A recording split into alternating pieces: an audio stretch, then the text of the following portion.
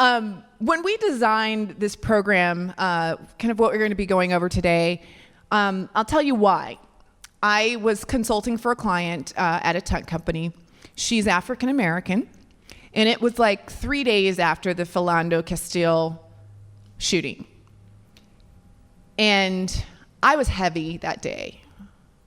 And I see her, and she's heavy. And so my partners and I met with her. And before we even jumped into what we were doing, we took a moment to just share what we were feeling, and we gave hugs. And it was therapeutic. She only had about 3 or 4 African Americans that worked at her building, and they were all out. And she said, I don't have anybody to talk to. And not only do I not have anybody to talk to, no one asked me how I was doing. And it was a moment where I was like, we need something for this. She's alone. She doesn't have a D&I team. It's her, right? So that's kind of where this idea came from. So we're going to be going over all of these things today, and hopefully you're going to gain a lot of perspective from it. So this is a compassionate, safe place. So some of you may not know each other, some of you may, but we want to make this an open space where you can release, really dig deep with strangers, and have a moment where you can feel connected.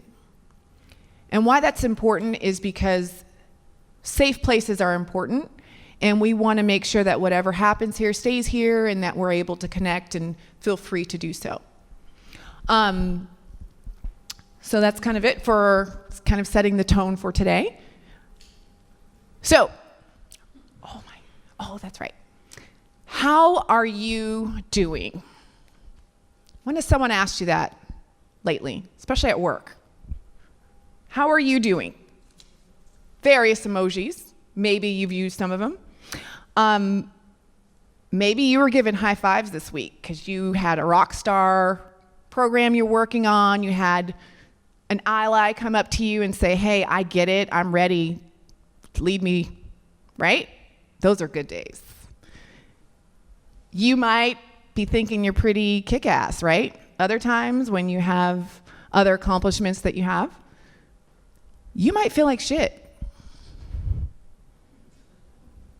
right? And you're like, okay, I need this job, pays pretty well, got some bills, so I'll go, right?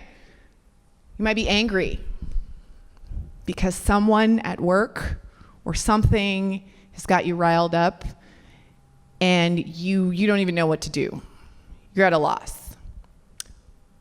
Or you might be sad and crying and need a release. And you may or may not have someone to do that with. So it's very important that you recognize kind of where you are. And we're going to kind of dig deep more into the crappy stuff today. You can share your accomplishments somewhere else. But we're going to deal with the shit on, right? So, So today is about you, and it's about identifying those feelings, connecting to them, and really building community. So the other thing I want to make sure I say is that diversity has, as a profession, has grown. As sad as I am some days when I'm there, right? I've literally thought to myself, am I emotionally strong enough to do this job? Has anyone else said that? That hits you right there, right? Because you're passionate, and there's a reason why you started. And you are conflicted because you're like, this is some heavy shit, and I don't know if I can do it, right? Whatever capacity you serve in. So the good news is that people are recognizing it. Allies are standing up. More diversity roles are being created at companies that have never had it. Now, there's some companies who've been doing it a long time, especially here in the Bay Area. Kaiser and PG&E are 2 organizations that have had long-standing programs, and they're doing it well. But there's always a continuum, right? You get to a certain spot and it's like, okay, what's next? So, very important. So, we're gonna connect to this pain. So you got a cool little notebook, and we want you to think a bit. So, we want you to write down a specific incident that you've struggled with emotionally. So this could be a microaggression at work. It could be a colleague who is obstinate to anything you have to say about bias, and they're like, whatever. If you just bring me smarter women, we wouldn't have this problem. You know, just those little things where you're just like, really? Write down that event. Is it external? Did a police shooting really get you down? Is it guilt that you're feeling because you don't know what to do about it? So we're gonna give you a couple minutes on that. So in Raj Kumari discussing kind of humility, gratitude, and honor, those are things, tenets, you need to focus on for yourself as well, right? It's not only what you project to team members, but it's also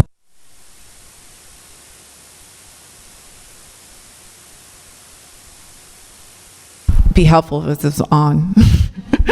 And, you know, so that's kind of the conceptual part of it, right? And here are some actual strategies, right? So we'll be sending this presentation out, but there are two ways for you to express self-care. One is internally, what can I do for myself? And what can I do with other people?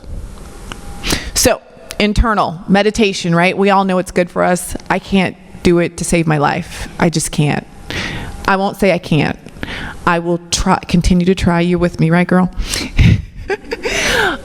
I'm bad at it, but I want to be better, and I try different things to kind of get me there. I've even recorded my own voice saying expressions of gratitude and listen to it every morning, and I'm like, okay, at least it's me talking. So it's incredibly, I mean, she just showed an example of how it's incredibly supportive to you and important. Limit negative information in people. How many of you have had to delete your Twitter or Facebook app just for sanity, right?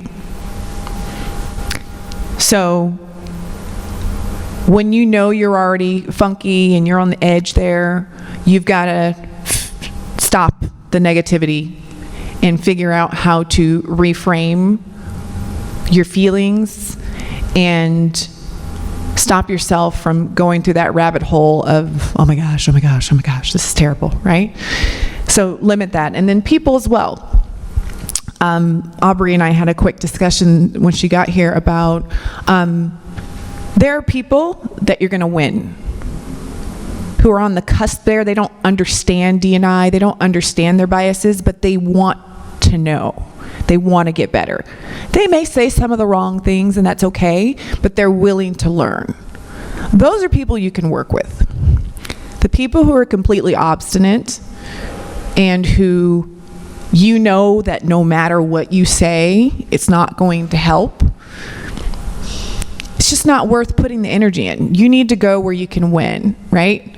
So limiting that interaction. Sometimes you have to interact with them, but framing it in a better position for yourself where you know that this isn't a person that I should be focusing my energy on. Don't take things personally. That's hard. That's really difficult. I was